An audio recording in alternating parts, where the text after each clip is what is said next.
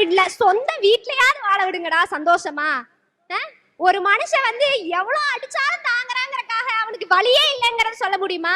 சந்தோஷம் அப்படிங்கிறது கிடைக்கிறதுக்காகவே எத்தனை சவால்களை சந்திச்சுட்டு வந்து இங்க உட்கார்ந்துருப்பாங்கன்னு சொல்லி கேட்டு பாருங்க. ஆமான்னு தான் சொல்லுவாங்க. சவால்கள் இல்லாம யாராலையும் இங்க சந்தோஷத்தை பெற முடியாது. இங்க இத்தனை பெண்கள் இந்த அரங்கத்துல இருக்கீங்க.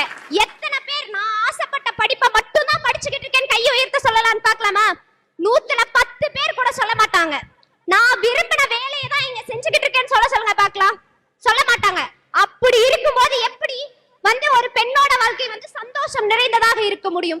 ஒரு தியாகி பட்டம் கொடுத்து அந்த தியாகத்தன்மையை சந்தோஷமாக ஆக்கி வைத்துவிட்டு நாங்க சந்தோஷமா தான் இருக்கோம் இவங்களே சொல்லிக்கிறது. இதுதான் இதோட அர்த்தம் தான் எனக்கு வந்து என்னன்னே புரியறது இல்ல.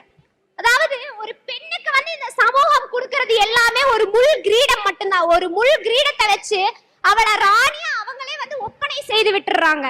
அந்த முள் கிரீடம் குத்தி எங்களுக்கு குருதி கொப்பளித்துக் கொண்டிருக்கிறது நடுவர் அவர்களே. அதை ஏனோ சமூகம் துடைக்க மறுக்கிறது என்பதை நிதர்சனமான உண்மை.